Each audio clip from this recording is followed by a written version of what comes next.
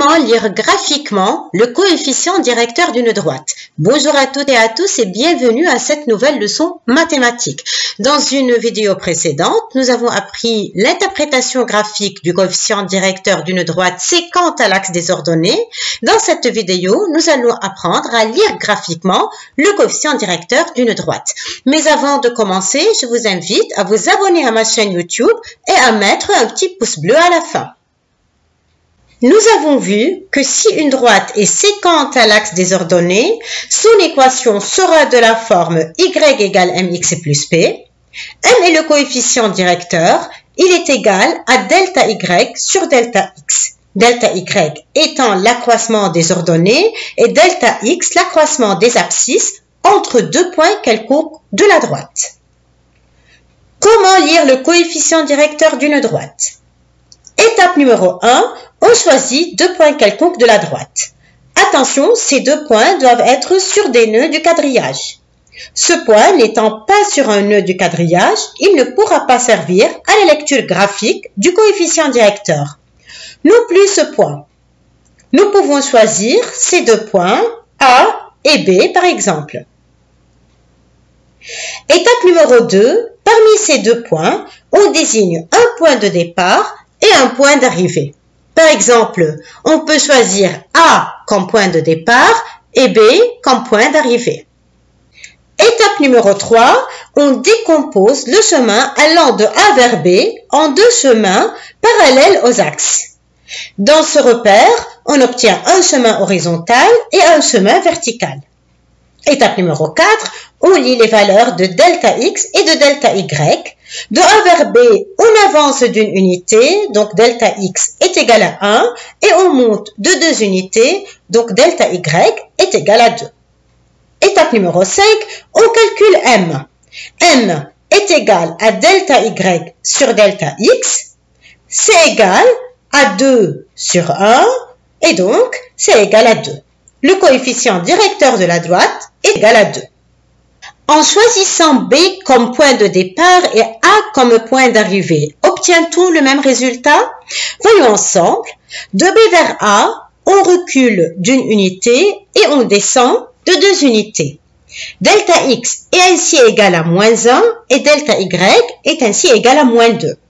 En effet, le sens sur l'axe des abscisses étant de gauche à droite, en allant de droite à gauche, delta x sera négatif. On peut aussi dire qu'en allant de B vers A, l'abscisse passe de 1 à 0, elle diminue de 1, donc delta x est égal à moins 1. D'autre part, sur l'axe des ordonnées, le sens est de bas en haut, en descendant, delta y sera négatif. Quelle est alors la valeur de m? M est égal à delta y sur delta x est égal à moins 2 sur moins 1. Le quotient de deux nombres négatifs est positif, donc moins 2 sur moins 1 est égal à 2. On retrouve la même valeur que tout à l'heure. Et si on choisit d'autres points, par exemple B comme départ et C comme arrivée. De B vers C, on avance de 2 unités et on monte de 4 unités. Delta x est égal à 2 et delta y est égal à 4.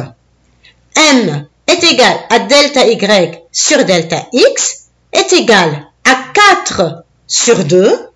4 divisé par 2, encore une fois, nous donne 2. Considérons cet autre exemple. Nous voulons déterminer le coefficient directeur de cette droite. D'abord, nous choisissons deux points quelconques, mais qui sont quand même sur des nœuds du quadrillage, par exemple le point D et le point E. Désignons le point D comme point de départ et le point E comme point d'arrivée. On décompose le chemin allant de D vers E en chemin horizontal et en chemin vertical. En allant de D vers E, on avance d'une unité, donc delta x est égal à 1, et on descend de 3 unités, delta y est égal à moins 3. Le coefficient directeur m, il est égal à delta y sur delta x, il est égal à moins 3 sur 1, il est égal à moins 3. Et voici une nouvelle droite. Nous devons choisir deux points quelconques de cette droite. Nous pouvons choisir le point F et ensuite le point G, tous les deux sur des nœuds du quadrillage. En désignant F comme point de départ et G comme point d'arrivée, nous décomposons le chemin allant de F vers G en chemin horizontal puis vertical. On avance de 3 unités, puis on monte de 2 unités, ainsi delta x est égal à 3 et delta y est égal à 2. Le coefficient directeur m, il est égal à delta y sur delta x, il est égal à 2 tiers. Cela signifie que à chaque fois qu'on avance d'une unité, on monte de 2 tiers. On avance d'une unité, on monte de 2 tiers. Encore une fois, autrement dit, si on avance de 3 unités, on monte de 3 fois les 2 tiers. 3 fois 2 tiers, ça nous donne 2 unités. Ce qu'on a vu tout à l'heure, on avance de 3, on monte 2. Le coefficient directeur, il est positif dans ce cas. La droite, on voit bien qu'elle est ascendante. Nous terminons avec cette droite qui est descendante. Nous pouvons alors deviner que son coefficient directeur doit être négatif. Pour déterminer sa valeur, nous devons choisir deux points quelconques de la droite, par exemple les points K et ensuite le point L. En désignant K comme point de départ et L comme point d'arrivée, nous décomposons le chemin allant de K vers L en chemin horizontal puis vertical. Je vous conseille de commencer toujours par le chemin horizontal puis le vertical. En allant de K vers L, on avance de 5 unités, cela veut dire que delta x est égal à 5. Et puis on descend de 4 unités, delta y est égal à moins 4. Nous calculons m.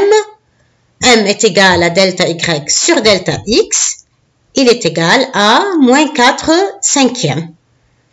Moins 4 cinquièmes est égal à moins 0,8. Cela signifie qu'à chaque fois qu'on avance d'une unité, on descend de 0,8 unités. Je vous remercie d'avoir suivi cette vidéo et je vous donne rendez-vous avec une autre vidéo sur le coefficient directeur. Ciao, ciao!